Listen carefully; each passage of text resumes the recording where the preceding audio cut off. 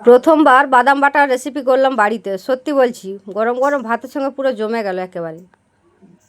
নমস্কার বন্ধুরা, নীলির রান্নাঘরে আবার একটি দারুণ স্বাদের রেসিপিতে সবাইকে অনেক অনেক স্বাগত। বন্ধুরা, আজকে আমি শেয়ার করতে চলেছি বাদাম বাটার সুস্বাদু একটি রেসিপি। দেখুন, এখানে আমি বাদাম নিয়েছি, আর এই বাদামগুলো হচ্ছে আমার বাপের বাড়ির চাষের। দেখুন কতটা সুন্দর। তো এই বাদাম বাটারই সুস্বাদু একটি রেসিপি বানাতে চলেছি। আপনারা স্কিপ না করে প্রথম থেকে শেষ পর্যন্ত পুরো ভিডিওটি দেখতে থাকুন। প্রথমে আমি বাদামগুলো ভেজে নেব। তো দেখুন, তার জন্য কড়াই বসিয়ে দিয়েছি, আর শুকনো কড়াই বাদামগুলো হালকা আছে একটু সময় নিয়ে খুব ভালো করে নাড়াচাড়া করে ভেজে নেব। তো দেখুন, খুব ভালো করে নাড়াচাড়া করে বাদামগুলো ভেজে নিয়েছি। এবার একটি পাত্রের মধ্যে তুলে নেব। এইদিকে বাদামগুলোও খুব ভালো করে ভাজা হয়ে গেছে। তো 10 থেকে 20 মিনিটের জন্য বাদামগুলো আমি রেখে ঠান্ডা করে নেব। এরপরে কড়াইয়ের মধ্যে দিয়ে দিচ্ছি আবারও সরিষার তেল পরিমাণ মতো। তেল খুব ভালো করে গরম করে নিয়েছি।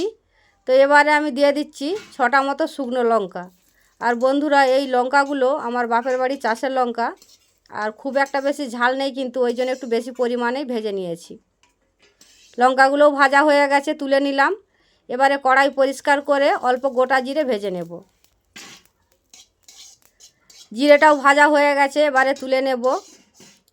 তো শুকনো লঙ্কা আর গোটা জিরে আর পেঁয়াজ ভেজে নিয়েছি। পেঁয়াজটা ভাজা স্কিপ করে গেছি, আপনাদের দেখাতে পারিনি। সব কিছু ভেজে রেডি করে নিয়েছি, আর এখানে অল্প কাঁচা পেঁয়াজও কুচিয়ে নিয়েছি। আর দেখুন, বাদামগুলো খুব ভালো করে ঠান্ডা করে নিয়েছি। এবারে হাতের মধ্যে মশকে বাদামের মধ্যে যে ছালটা রয়েছে পরিষ্কার করে নেব। দেখুন কতটা সুন্দর করে পরিষ্কার করে নিয়েছি। এবারে আমি বাদামগুলো বেটে নেব একটা শিলের মধ্যে। তবে শিলটা খুব বেশি বড় নেই, ছোট, তার কারণে অল্প অল্প করে বেটে নিতে হবে।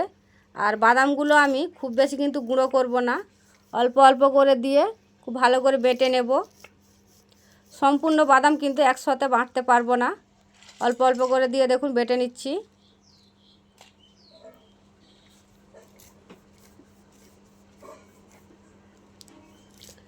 বাদামগুলো আমার এক পিঠ বাটা হয়ে গেছে, আরও এক পিঠ আমি খুব ভালো করে বেটে নেব।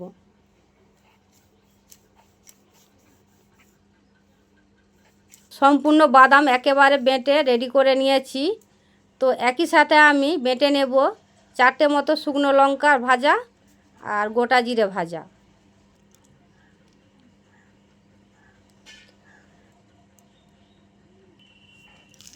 গোটা জিরে শুকনো লঙ্কা খুব সুন্দর করে একসাথে বেটে নিয়েছি দেখুন। তো এরপরে আমি আগে থেকে ভেজে রাখা পেঁয়াজটা বেটে নেব।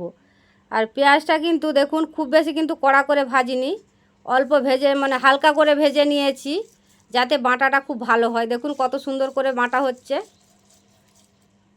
সব কিছু খুব ভালো করে বেটে নিয়েছি, দেখতেই পাচ্ছেন। তো এবারে আমি শিলের মধ্যে থেকে একটা পাত্রের মধ্যে তুলে নেব।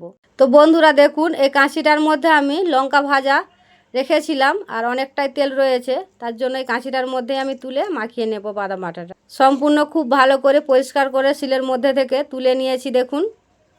তো এবারে আমি দিয়ে দিচ্ছি একই সাথে আগে থেকে কোচানো পেঁয়াজটা আমি পরিমাণ মতোই দিয়ে দিচ্ছি। 2টো বড় সাইজের পেঁয়াজ কেটে রেখেছিলাম, দিয়ে দিলাম।